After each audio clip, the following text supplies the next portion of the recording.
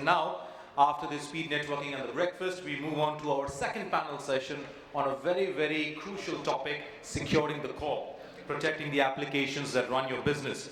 And without further taking time of yours, please help me welcome the honorable panel members, the industry leaders who are going to be part of this panel session and enlighten you for the next 1 hour. Joining us first in the panel with a big round of applause, ladies and gentlemen, welcoming Mr. Vishwas Pitre, Vice President, CISO and Data Privacy Officer, Zensar Technologies Limited. A big round of applause for Vishwas, sir. Please kindly come on stage. Please take the first chair, sir. Joining us next on this panel, we have Mr. Shantanu Kulkarni, CISO from BMW TechWorks India. A big round of applause to Shantanu ji. Welcome to the panel, sir. Please take your seat, the second seat. Joining us next on the panel, the honorable panel moderator, Mr. Ranjan Revandkar, CISO from PI Industries. A big round of applause to Ranjan ji. Welcome to the panel, sir. Please take your center seat. Joining us next in the panel, ladies and gentlemen, we have Mr. Ambarish Kumar Singh, CISO from Godrej Enterprises Group. A big round of applause to Ambarish ji. Welcome to the panel, sir. Please have your seat, sir. Joining us next in the panel, we have Rajeevan KK, Vice President Cybersecurity from NSE India. Big round of applause to Rajeevan, sir. Welcome to the panel, sir. Please have your seat.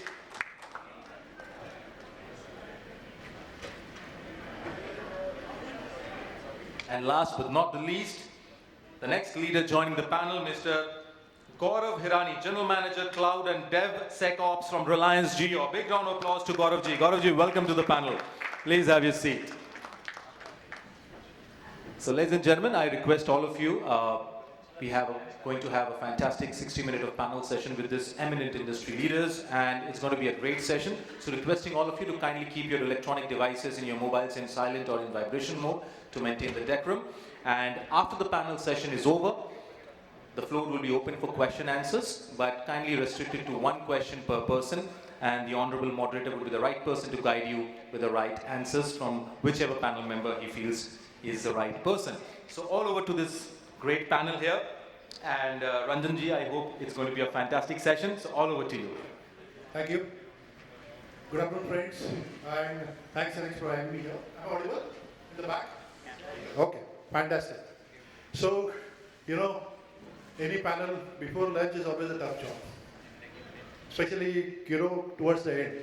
So I will try to make it very interesting, and I'm glad that, you know, we have such eminent speakers from different industries and such a diverse opinions. So, friends, just a couple of things before I jump into this discussion. It was September 3rd week or so. Hundreds of companies got email saying that you have been breached. Your data is with us. And even before they could realize what has happened, it was a notorious group, ransomware group called Cloud. What has happened in the back end is their ERP was compromised, and the patch came in October first week. So we are living in an era where, you know, there are zero-day vulnerabilities, or I will rather say that minus zero-day vulnerabilities, where not even your OEM is aware about the vulnerability. At the same time, there was another instance where, you know, one of the largest automotive got breached. If you look at from financial terms, it was 1.9 billion loss, 5 weeks of complete downtime, and I think the complete recovery will be no sooner than January 26. So this is the kind of era that we are living with.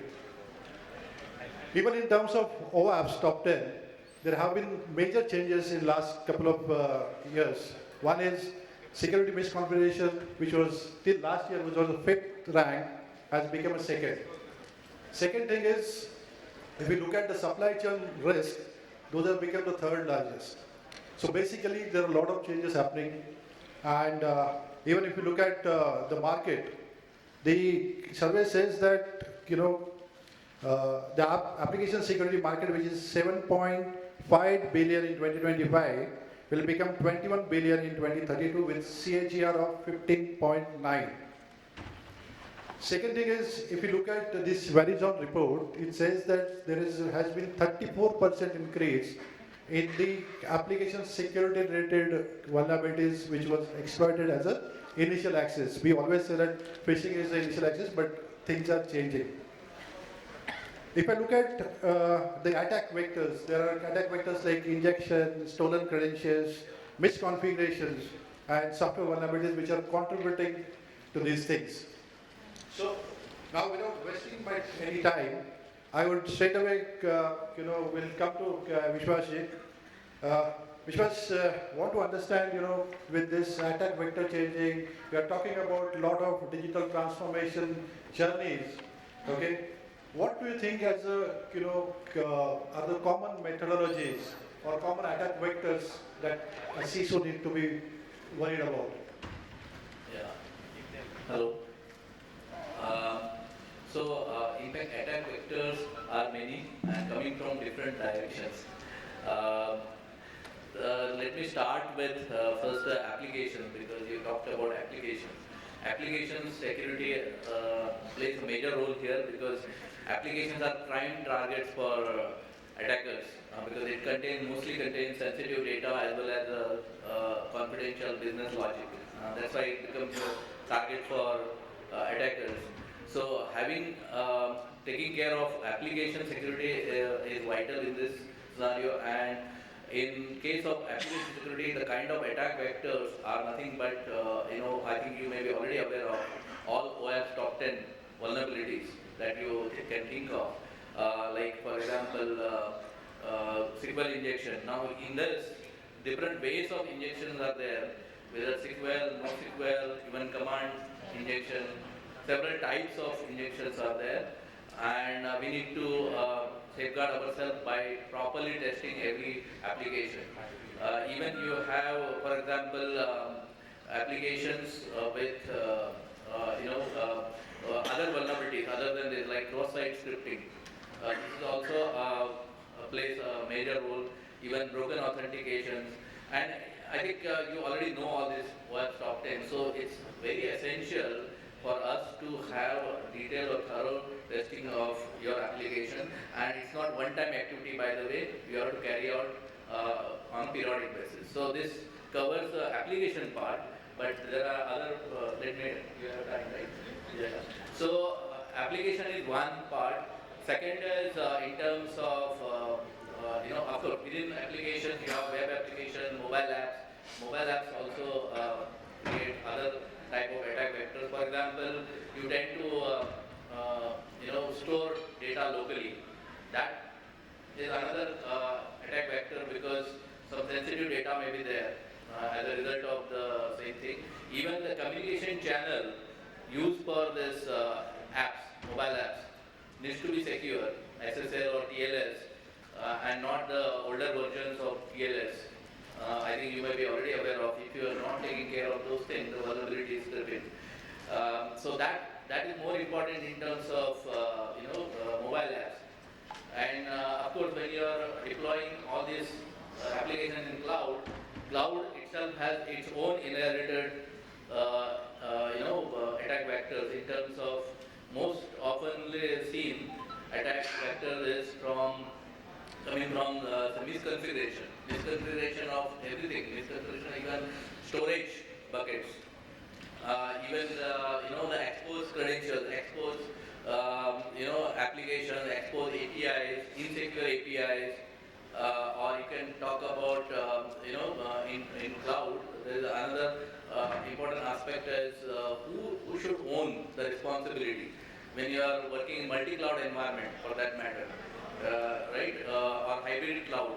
So, when your application is actually spanning across multiple clouds, there, because of the responsibility being shared across various other clouds, there is a tendency to have gaps, and attackers try to use those gaps. So these are three things, and even for example, the third-party ecosystem. I think you mentioned already. Third-party ecosystem is also very important, because third-party applications also need to be well tested, because most of the SaaS applications or SaaS vendors, they may have their own vulnerabilities, and if you do not have proper mechanism to test on a regular basis, fixing those vulnerabilities on time, that becomes easy entry point for hackers to get into. So before integration with the third-party applications, you need to ensure that security is taken care of in all these scenarios. So these are various ways you need to think of. Of course, I'm not saying this is a comprehensive list, but at every layer, you need to see where the possibility of vulnerabilities are. And this is not a one-time process, as I mentioned. We need to keep evolving ourselves, and especially when it comes to AI applications. I mean, in fact, AI itself, inherently has certain vulnerabilities, but there are tools using AI. Attackers try to, penetrate your network or penetrate through your applications. So this is in short what I wanted to say, that these are different attack vectors and possible solutions that we can think of. Fantastic, fantastic. I think there are a couple of key points, at least for me, is one is security is a continuous business, it's not one-time job. Second thing is what you rightly mentioned out is, everybody is responsible for it. Okay, in my awareness sessions, I generally have this lifestyle that security is incomplete without you. And I tell people that you means each of one of you. One example I will just share. Just a couple of weeks back, I was talking to one of the functional team called non-IT team, and the gentleman said, you know what? Last night I developed my own app using a platform. I said, fantastic. But then, after some time I realized that the platform itself got breached. I said, that's where you need security. So, I'll go to Rajeevan now. Rajeevan, we talk about this thing, security testing and all those things, and a lot of time I know even for me, it has been always a challenge. People will say, business will say that it's a no life. You have to quickly give to it, and then you say, no, there are some vulnerabilities open and all those things. So, how can you make it shift left? How can we, some guidance on how do we secure the application right from the design phase itself? Thanks, Ranjan. See, you rightly mentioned about the requirement of security at the design stage itself, right? Now, in the earlier days of our digital landscape, security used to be an afterthought. After completely developing an application and launching it, probably some security people will come and apply some access control lists or some firewall rules. And of course, in the earlier days, once we deployed one firewall at the perimeter level, we used to think that everything is secure, right? Now, at this era of hyper-connected world, okay, security should never be an afterthought. It should be part of the design itself. It should be part of the ecosystem itself. So the developers and all the people who are handling the critical data of the enterprise, they should have a culture of security within them. There should be a security mindset in place, right? So, secure by design means at the initial stage onwards, you need to think of how you can secure this application, this data systems in your enterprise. Okay. Now, say it can be something like in the initial stages itself, you need to have an approach of least privileges permissions into the application. So the users, whoever in whatever role users are supposed to access your application and the related data, they should have a least privilege principle in place. That is at most important. And then another requirement for an application ecosystem is about defense in depth. Okay. With a single access control list or any authentication authorization permissions, you cannot protect the ecosystem, right? So there should be a defense in depth, multiple level of or layers of security that has to be deployed. Maybe at the perimeter level first, then on the network, some security solutions to inspect the traffic, what kind of traffic it is, and so there should be something like a web application firewall is a good example for that. And then on the application servers, you need to have multiple checks to be deployed. That way, there should be a defense in depth strategy that is supposed to be followed.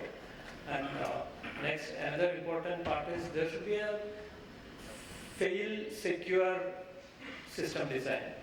If at all your security system is going to fail sometime due to whatever reasons, it should fail to a secure mechanism. It should not just fully open the system to the users or any attacker, any attackers sitting outside. Right? So there should be a fail secure mechanism that is that should be part of your design, and there should be a secure defaults. See, in many of our security systems now, there will be a default security settings available, but in a secure by design concept, you are supposed to look at that default settings.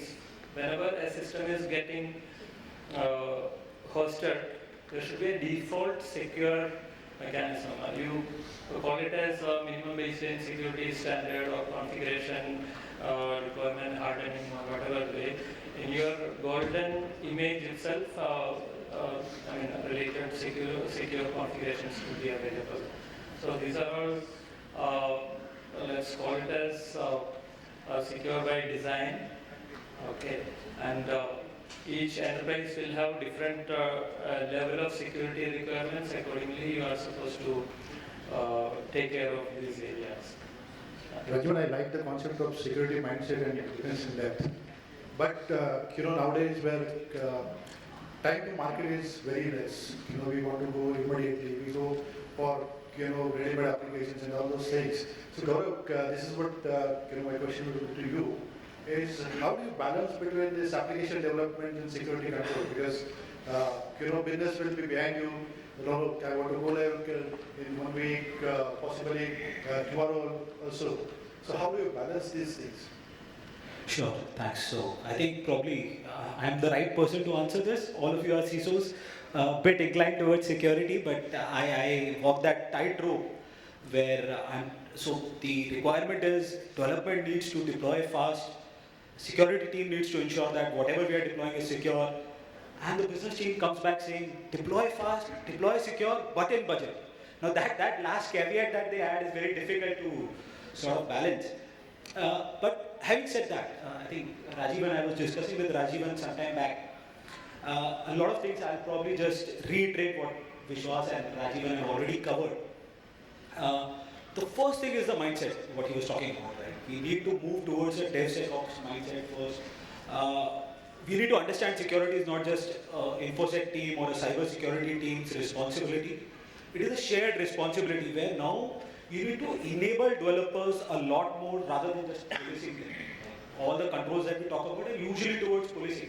Of course, those controls are required, but then you need to ensure that you're enabling developers. Now, how do you do that? Again, comes to the point where you shift left, you automate, you have security or risk-based gating that is there, and you have a good documentation of whatever you have been through. Now, this is very easy to say in very broader sense or a few bullet points. But if I have to break it down, say if we need to have a sort of a security mindset, or if we need to ensure that the developers are empaneled or they are there educated, we need to ensure that we have a compilation or a list of all the secure design architectures, design principles, your libraries that they can simply rely on. That level of documentation has to be provided to them. When we're talking about automation, we need to look at how the application development happens. So this particular automation comes in right at the level when we're trying to build a particular application. Right from the design stage, when you're trying to do a shift left, you try to identify what are the high risk flows, what kind of risk that can actually lead to. In your CI/CD pipelines, you need to sort of integrate a lot of plugins that are today available that give you a range of scanning reports that are easily available for the developers to actually look how their code is actually doing and performing. And once you have all this, then is the time where business should step in and they need to decide what is the gating that they require, right? You cannot, so if you want to deploy something fast, you cannot simply go with a best case scenario where you would say that, okay, if your code has any vulnerability, I will not allow that to go to production. That is not how it has to be. All your risks or all your vulnerabilities that have been reported have to be classified. It's only the critical ones that need immediate addressing. For the low or medium, you have to take a call and allow that. Now what that leads to is, many times you end up with a lot of technical debt. So there could be a lot of findings that you have not addressed because they were low findings. At an organization, as a management, it becomes your responsibility, like how companies or countries manage their debt, you manage that debt as well. So you just don't keep all your low findings open forever. You need a timeline and you need to address them. So all this you can do to help developers release code as fast as possible. But then what if the code has been released and then you find vulnerabilities? That is when I think what you were talking about, where you try to put in a lot of checks to ensure that at runtime your application is safe. So you try securing your application at the runtime. You have WAFs, you have different security policies, reverse proxies that you set up. It is really important at the runtime when you're trying to deploy an application, you remove the security logic out of the business or the app logic. So what happens if both of them are clubbed together, your time to market takes a hit. So when you remove the security logic, when you remove that, move it to a layer which is managed separately, it becomes very easy for developers to just concentrate on what they're doing and your time to market will increase. Plus, whatever KPIs you're presenting to the senior management, it is the responsibility of management to ensure that there is a balance between time to market or speed and security. If you are towards one end, if you prioritize security to a very great extent, your speed will suffer. And if you prioritize speed to a very great extent, your security will suffer. So as an organization also, you need to ensure that there is a very good balance between both of them.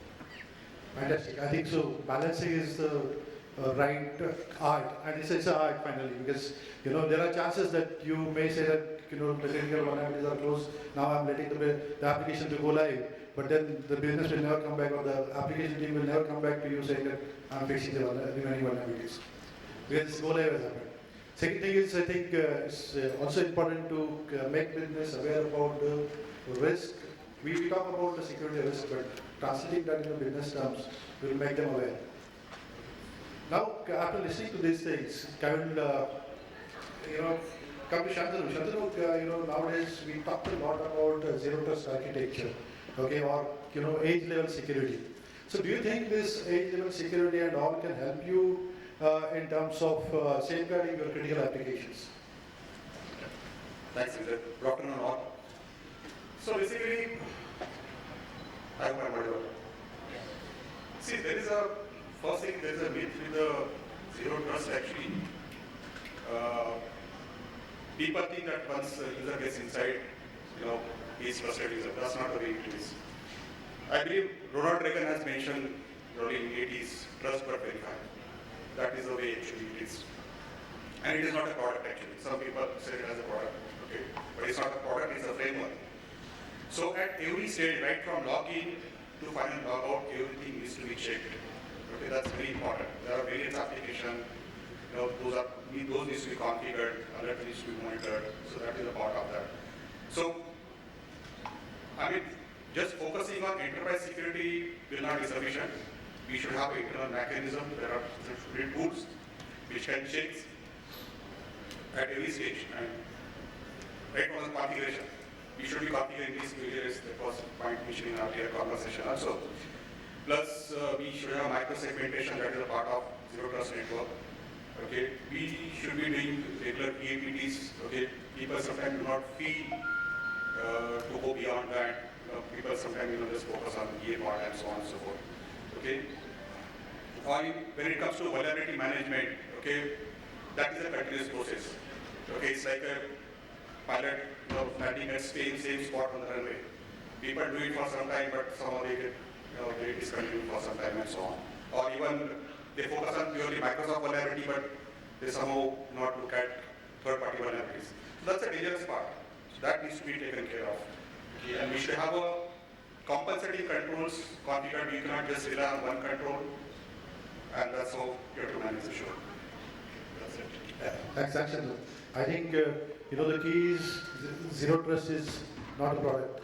It's a framework. It's a journey.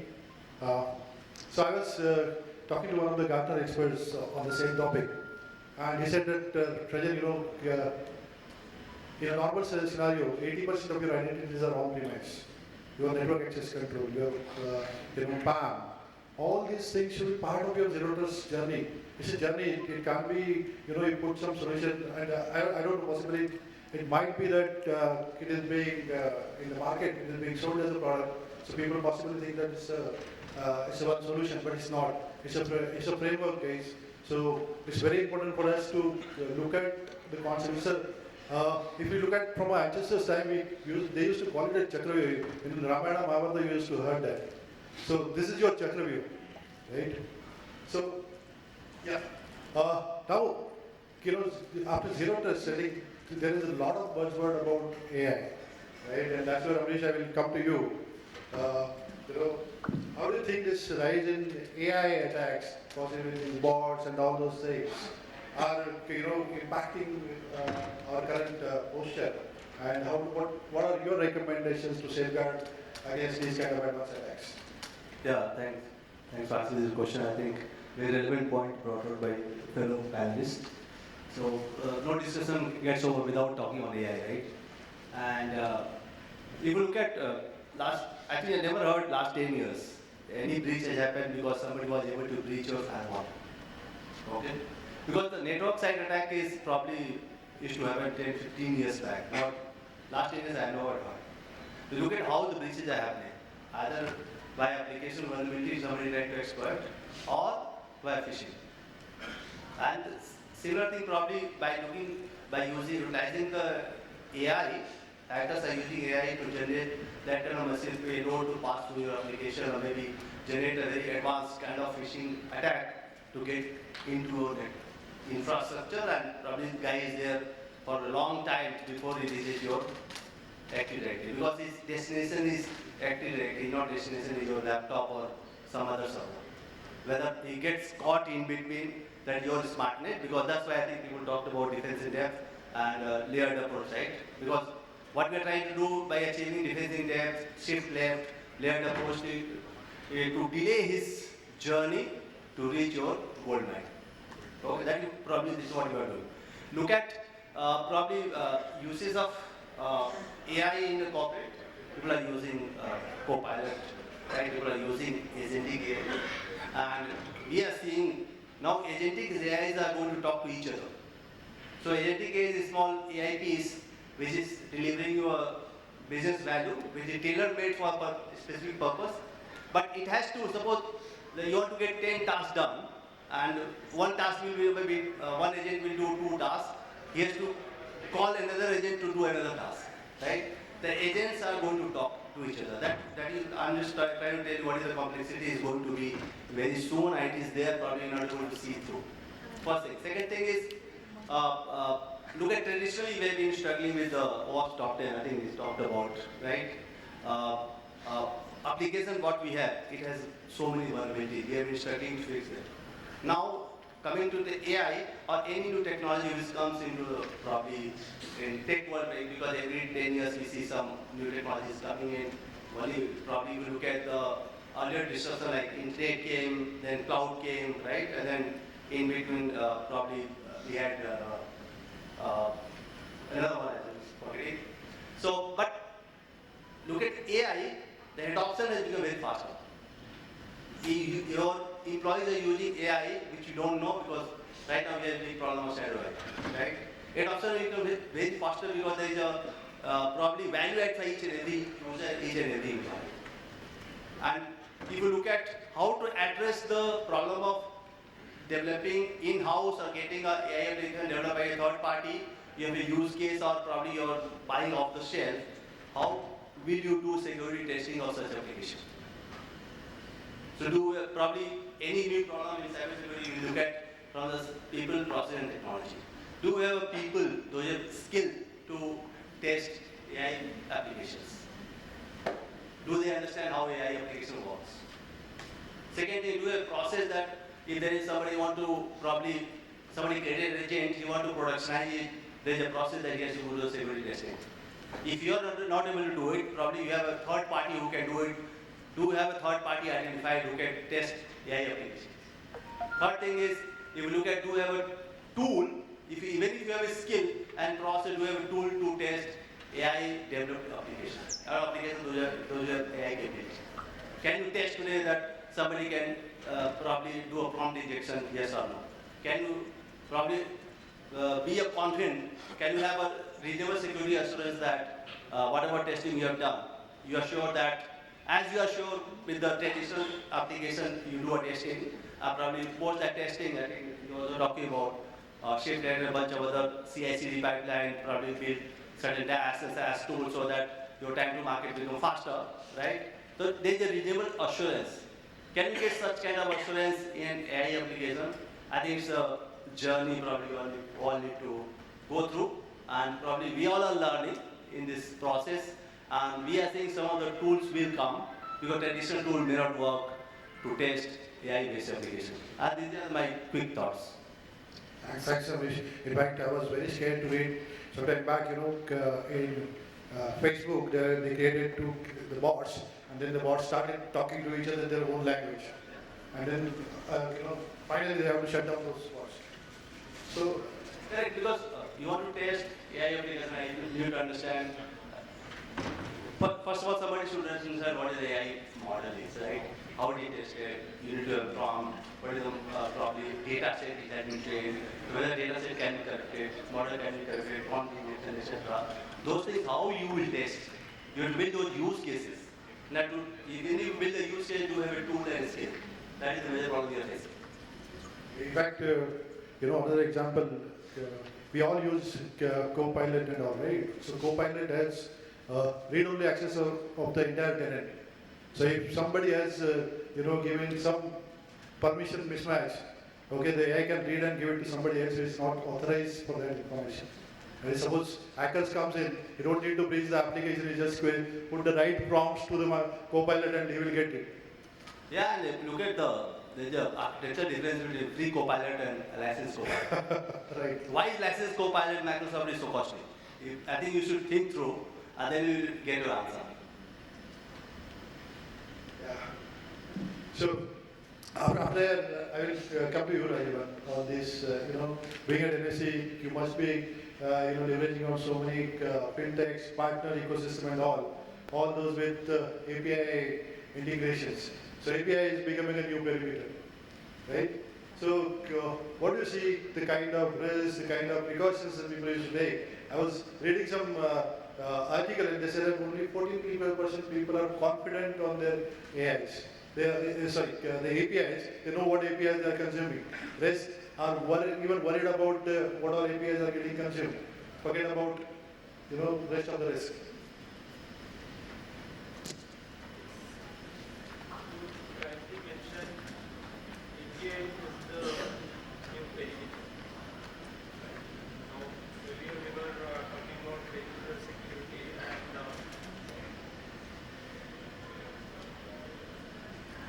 Yeah, we were talking about perimeter security and network, internal network security and some security solutions on the server, database, all those things. But API security is coming out to be, or APIs are coming out to be the new perimeter, right? How this is happening? See, you are giving access to your API connects, API points from remote locations and remote clients, right? And when your system is configured to reach at the API service point, and from there is delivering the required data, what it is meant for, right?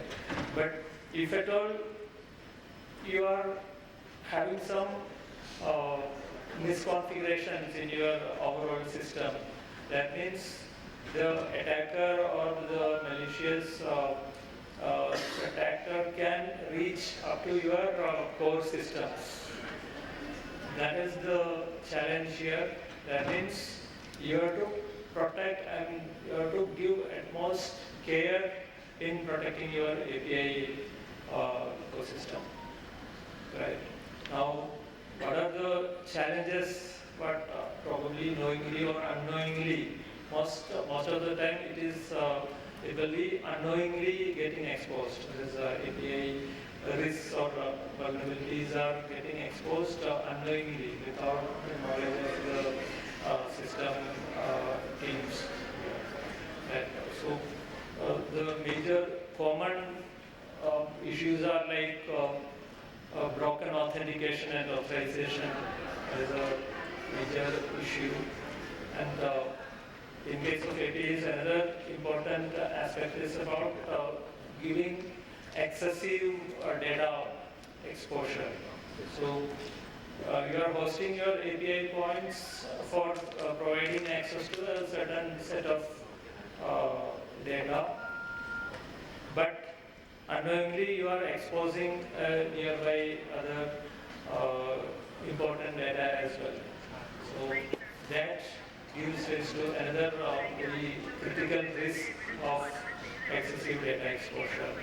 And other common vulnerabilities and all, probably you may be knowing about, say, injection vulnerabilities, SQL injection, no SQL injection, command injection. All those things are available here as well, right? And then the proper logging and monitoring, that is a lacking point with probably many of our deployments of APIs, right? So all these things are to be taken care with utmost focus for protecting your API ecosystem.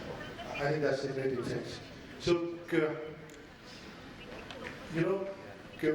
we saw one thing is prevention is not something which you can assure 100%. And that's where the incident response, the crisis management, recovery, all those resiliency, all those things come into place. So I will, Shantanu, I would request you to throw some light on, when we talk about the crisis management, or incident response playbooks, what are some of the gaps you are seeing in terms of application security incident responses? That's a great question. Thanks, Ranjan. So basically, if you look at in general, actually, application security get a lesser budget actually. That somehow is ignored part. That needs to be changed. Okay, that is what we see. I mean, we spend a lot of on physical security, network security, but somehow that's awareness is still not there yet for application security. That's a major concern. And it start from this thing, educating our developers. They need to configure secure code. That's very important aspect. Okay, we should be doing a list of SAS, DAS, IaaS kind of testing. That should also take place. So that is one of the concerns which I see sometimes is that people do not generally go at the most from VA and to PD, but beyond that they do not. But the core issue is that our code itself is not secure, so vulnerabilities are likely to be there. Okay, so that's a major concern. And we need to have a compensating controls also quite properly configured. Okay, and it's very difficult to configure controls for the legacy applications. For example, I was trying, there was this is, I have seen an application actually which was in Fox based, and we wanted to protect that application actually for one of our customers actually. So that was a difficult challenge. Even if you want to configure micro-segmentation for that, you try to give, but it becomes sometimes difficult to protect such applications. First and foremost thing is that end-of-life application should be completely removed. We should have a regular BAPT and we should stick to basics. That's patching. It's very important aspect. Okay, people sometimes they do it, but again, for some reason it gets discontinued. For Windows they do it sometimes sincerely, but for third parties somehow they get ignored. But we need to remember that a single vulnerability can cause a major threat application. Okay, that is what the incident says. I think many of the people feel that if you patch Microsoft vulnerabilities, you are done. Yeah, that's the misconception actually. That's what the problem is actually. And third thing is about these things. There are a lot of third-party libraries which people use. So please use SCA, Software Composition Analysis Tool actually. That also is a very great concern because again people somehow they ignore it actually. So all these things, if we take care of that, I think we can control a lot of vulnerabilities there itself and can protect our environment. Another piece I would like to mention here is about email security. Over 92% attack happens over email. So we need to clearly set a awareness session for people. Okay, these people is one of the weakest link. Okay, so that is what we need to consider seriously. Process technology more or less is in our control, mostly in CISO's control. So those can be taken care of easily. But we do not know how people will react in what situation and so on. So that's a really tricky part. Conduct regular simulation phishing campaign or conduct awareness sessions, and that's how we have to keep user involved. And security is again everybody's responsibility. Okay, that goes without saying. Vishwas, sorry, Shantanu, one more thing, a lot of time what happens is the applications are not standalone. The applications interact with some other applications. So hacker entering from one application can travel into the other applications, right? So how do you suggest what practices should be there in place? Yeah, so that's a great question actually.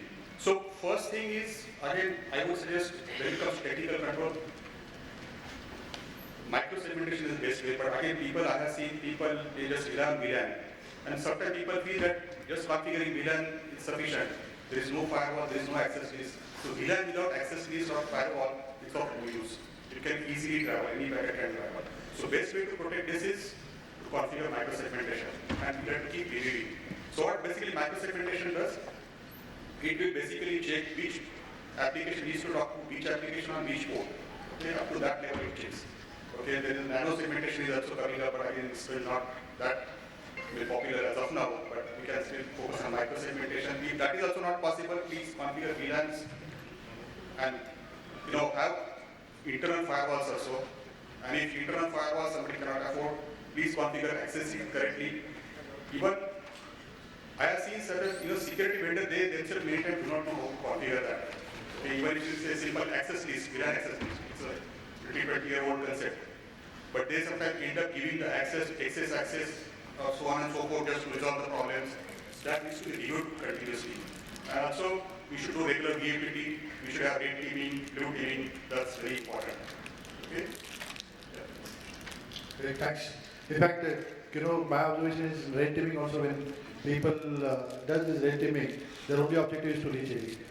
And possibly the first skill chain they get into, they just try to explore and reach it. And that's where they say that, yes, red team was successful.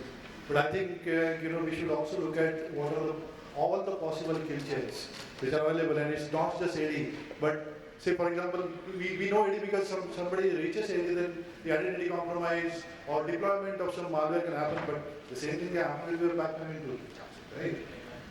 So one more thing, just want to add actually, even PT also, people just do black box testing, where chances of getting vulnerability is less. Okay, but instead we should go for gray box testing, where you get at least good number of vulnerabilities we need to fix it. Okay, so Ambarish, we heard a lot about these attacks, we have that, it's difficult, time to market, you close the high vulnerabilities, possibly the medium or low remains open, and it's up to the business and how you communicate and all. But when we know that when board looks at it, they want to see the matrices, right? They want to see how we are maturing over a period of time. Maybe we may be at maturity X, but they also want from CISOs when are you taking me to the maturity level Y, right? So what kind of matrices do you recommend to our audiences, so to overcome this risk? Yeah, so I think any KPIs you probably want to build, probably you should get a certain answers out of it. I think and it has to help you to probably understand whether you are improving or degrading over a period of time. The first one, I think, if we ask the audiences, is somebody who can confidently say that I have so many number of applications in my organization and I know the owner of that application. I never got that answer so far. I don't know even if somebody can confidently say that I have these number of assets. Yeah. So somehow probably you have solved the assets we have solved over a period of time. Correct. The confidence is a little high because laptop and all is physical. But if you talk how many applications you have, we don't have answer. Second thing is, do you have application list with the owner? Who is the owner of the application? It means application is down, who is going to cry most? Third thing is, do you know how many applications out of that? Maybe take example of 100. How many are exposed on internet? How many are behind wire? And when the VAPT was done, last application security testing was done, when it is due. Do you have the list? Have you categorized your application based on the criticality, based on various criteria you may have, based on the data, based on the exposure, based on the access it has, etc. Have you categorized your application and probably derived the how frequently you will do application security testing? Half yearly, yearly, whatever. So suppose you decide that okay, this is the twice in a year. So you should know okay, critical application twice in a year. I've done once. When is it due next? And I think, and over a period of time, probably this consolidated view should give you an answer where you are heading to. How many are probably vulnerability you're not able to fix it? Okay, because reason could be anything. As Gaurav was talking about, because. I think my personal experience, business will go live, they will promise you next 2 weeks, I'll give you next 2 weeks fix it, but that 2 weeks never comes. And that low vulnerability counts and medium vulnerability, unka number kabhi nahi aata. And that cumulative, your tech debt becomes very heavy. And over a period of time, you're not able to fix those vulnerabilities to detect it, and then you will have a security debt. And that is how things will become, generally it becomes unmanageable. I think if you get answer to these questions, no matter how probably you derive you probably have KPI over Excel sheet, maybe Power BI or anything, you should get an answer to these questions. If you get an answer, probably, if you know the problem statement, probably we will be able to solve it. But right now, probably we feel that any application which is going live, it is coming to me for the VAPT. You will discover a lot of things in one live without coming to you. It happens. Okay, because some business, large enterprises, he was in very hurry. He went live and then after 2 weeks he realized, I have to get the VAPT done. Then you ask the question, when did you go live? 2 weeks back. And he said, no, I'll sign off the risk. So I said, how can you sign off the risk? You're signing on a blank check. I'll not recommend. My recommendation will be to take this application down. If the advantage, a benefit of application going live is way too high, to put the organization at risk, so probably you get a sign off from your L+1. And that is where probably people start thinking, no, I think he made a mistake. I think sometimes you have to understand where to put your foot down and where to manage, strike a balance. At times we need to be very tough, and because that is where probably you want to build that culture, right? You want to build that culture will start from you. And security is a mindset. And I personally believe, being a cybersecurity, I'm not here to make friends. I should do what is good for the organization. Okay? It's not that probably I need to fight with everybody, but it's probably I'm doing my job. I cannot say, okay, go live and we'll see. But you're putting entire organization at stake. So that reminds me of. Yeah, just wanted to add. So Ambarish, what you're saying is good. In peacetime, people look at KPIs. There is a security incident, closed room, some unparliamentary language, everything gets fixed in Monday. So in defense, the well saying is that more you strengthen peace, less you bleed in war.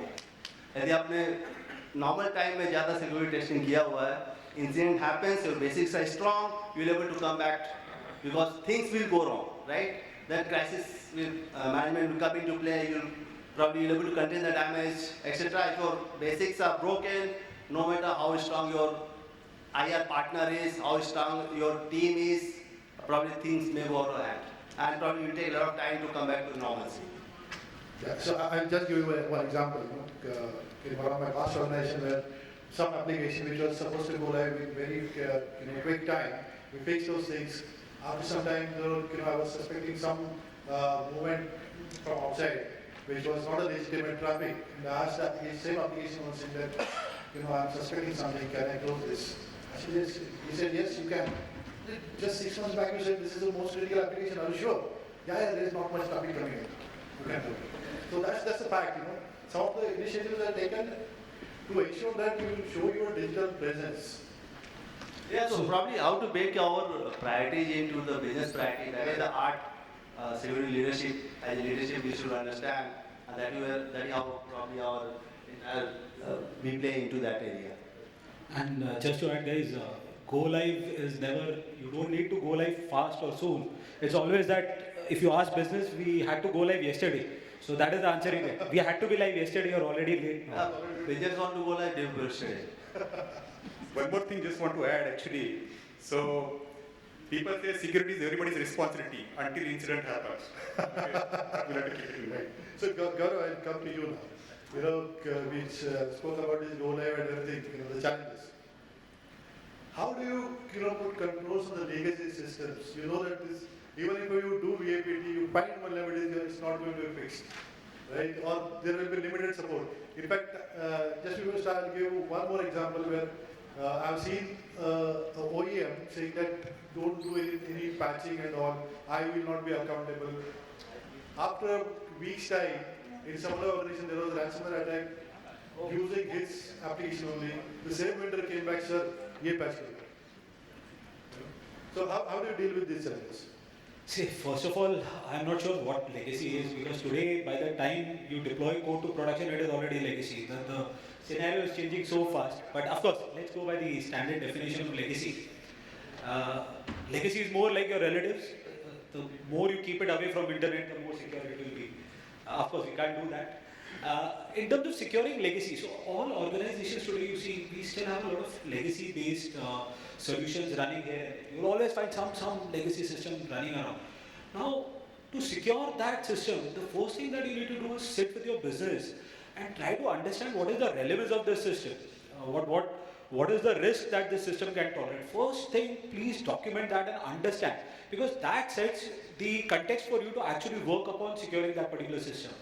Second thing is, many places, if you go and talk in the industry, people have legacy systems running, but they have no idea what versions, what libraries, what endpoints are exposed, who are the users. They have absolutely no idea. So one thing that we do is we usually do a lot of inventory-based documentation first as to what are the endpoints, what are the risks that could be there. Then you sort of prioritize. So what is a high severity risk that you might encounter actually in the field? So if the security is compromised, what are the high threats that your system has? Once you document all this, now you need to again go back and look at your application. So usually what happens is, either you plan to modernize it, of course, like you were saying, many places, legacy system modernization is not possible. Then you have the strangler effect, where you pick one functionality and you modernize it. Many places that too is not possible. So now how do you protect or secure an application where the OEM is not supportive, you cannot modernize, you cannot even touch the code. So the problem with those applications that I've seen is many times people just simply put it in a back box saying, this is a legacy system, the OEM is not supportive, we can't do anything. No, that is not how you have to address it. We were talking about segmentation, do network segmentations, ensure whatever is to be deployed in public subnet is deployed there, private subnet. That is something that you can look at. Look at moving your, tokenizing your configs. People have a lot of configs, no one is actually bothering to look at if they can tokenize the configs. Standard default passwords, standard default accounts being there, address them. That also helps to a very great extent.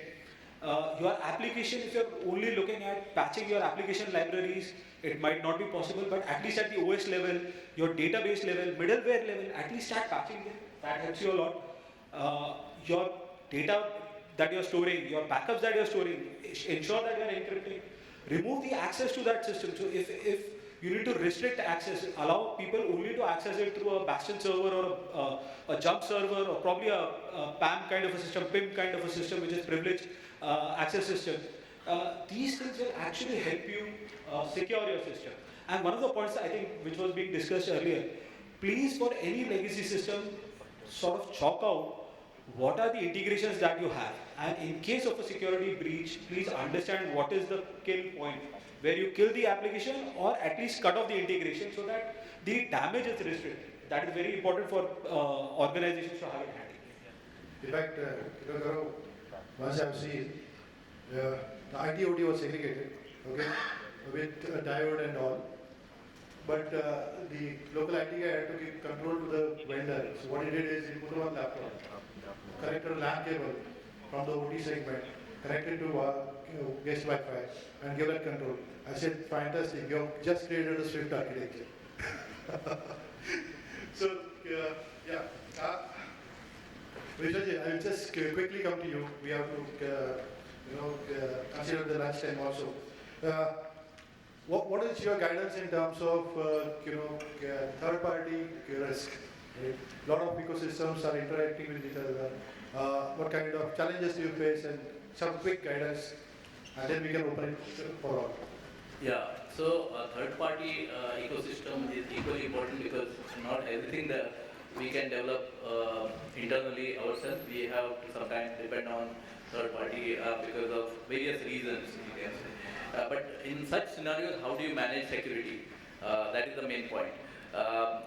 Of course, there are multiple ways you can think of. First and foremost is how externally, by interacting with the third-party provider, service provider, what we can do, what steps we can follow there. That is one. And again, second part is what we can do internally. Okay. So coming to the first part, externally, what we should be doing is we should try and evaluate the vendor, the assessment, vendor assessment that we call it as. It should be thorough, because to what level of thorough vendor assessment you can do depends on what is the level of the integration that you will have with your systems. What is the nature of the work that you are going to do. Depending on that, you need to go to the next level and deep dive. So normally there are vendor questionnaires, right? So those questionnaires need to be built in such a way that you can deep dive into the level where you have a complete control as well as visibility in following the best practices. You can also look for certifications, best practices that have been followed. There are many certifications like ISO, SOC 2, so all these compliances play a major role. Sometimes people say, what is certification anybody can get, but the main thing is that is the basic ground whether the vendor does have the basic things in place or not. And having those policies, processes in place also plays a major role. Secondly, apart from security, data privacy is also very important because various laws that are coming in various countries, including India. So now we have to see that whether the vendor is able to follow all the privacy compliances, whether he is able to handle that data properly, how is securing while we are integrating with those applications. That is very important. Now, having said all this, the next step for you is to see contractually how we can control. Now, what are the different things that we can control contractually? One, of course, is ensuring that if there is any breach, okay, in case of breach notification timeline needs to be properly documented, because we are bound by various laws, right? Also, the impact for the organization is also very important. So those timelines, SLAs needs to be agreed. Their patching cycles need to be agreed. Their fixing of the vulnerabilities, SLAs, need to be agreed. Also, right to audit is very, very important. We should have a right to audit clause in the contract itself. so that if required, we should be able to conduct that audit. So these are the things which we can do externally by interacting with them, but we cannot just rely on these things. We have to do our own homework. That is like you have to continuously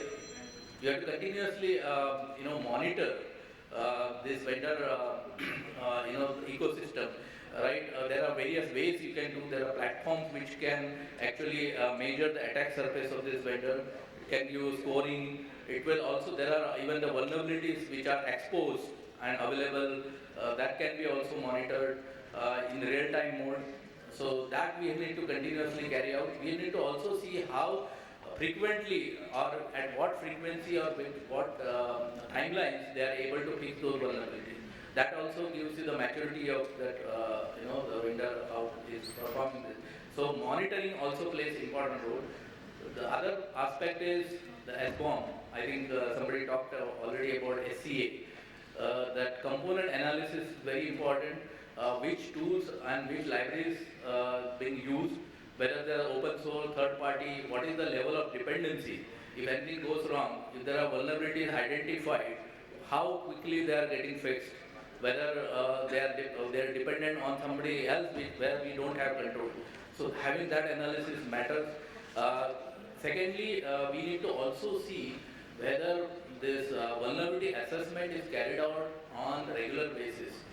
Now, before even integrating their source code, we can also carry out some kind of code analysis, code review, or even static analysis at least before even integrating with our system. And also need to see whether their penetration testing is carried out on a regular basis.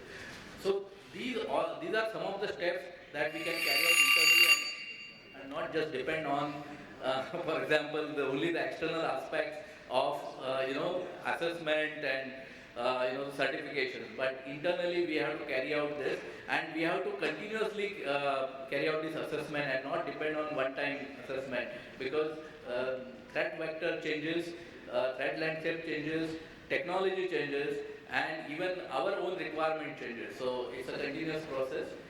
We need to see, and I think with this, if you continuously carry out, the risk can be minimized. If not, able to make it zero. Great, I think some great insights came out of this panel. I actually wanted to learn more things, but I think I have to consider the lunch time. Yeah. Can we take one or two questions? Sure, I think first of all, a big round of applause for this wonderful panel here. We had a solid 60 minutes of discussion, so big congratulations to the panel members, and thank you so much, Ranjan, for moderating the panel as well. Now, we have a little short on time, but still we can take one quick question from the floor. The eminent panel members are always available post the session as well. So, ladies and gentlemen, any question, please raise your hand. Yeah, can we have the mic to the gentleman? No questions? All right. Any questions from this side or from this side? Please raise your hand. We'll get the mic for you.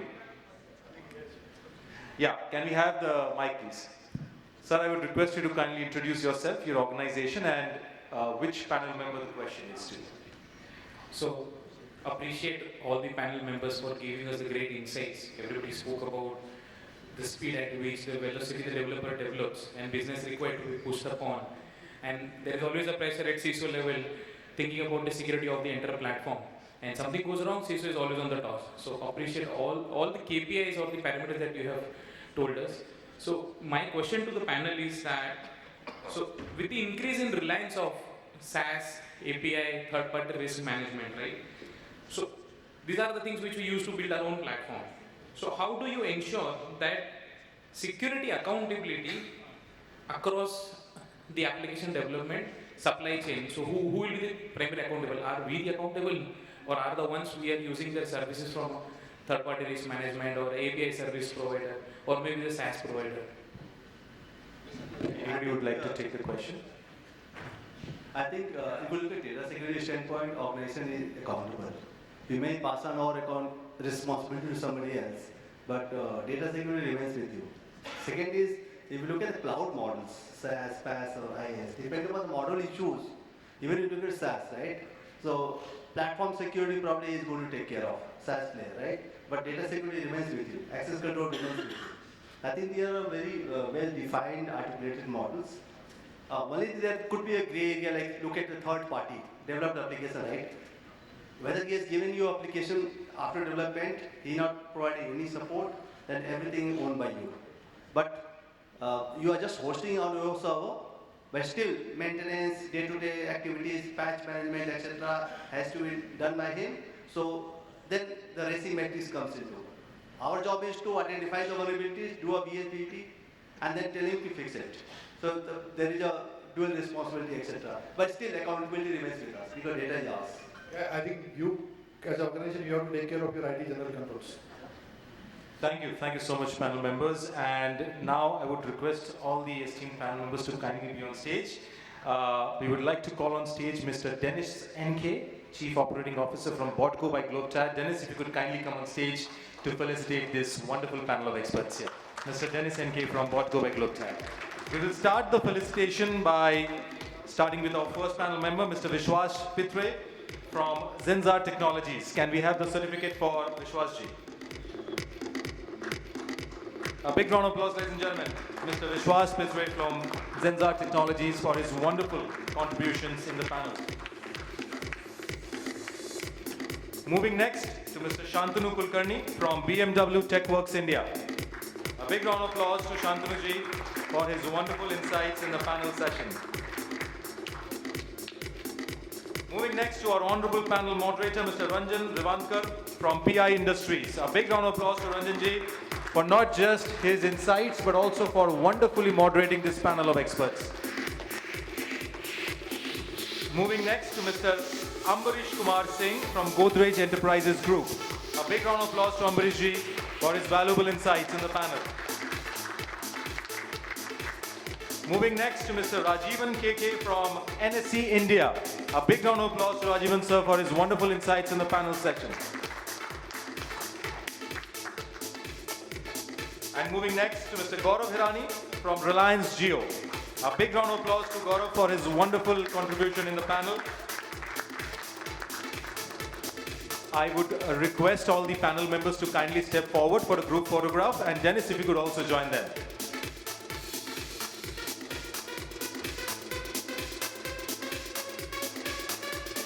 So ladies and gentlemen, that was the conclusion of our second panel session of the day, securing the core, protecting the applications that run your business. And what a fantastic 1 hour we had, all thanks to this wonderful expert panel here who not only shared their insights, but also the latest technologies and the latest challenges and opportunities and how to mitigate them as well. So big thanks to all the panel members. A big round of applause once again. Thank you.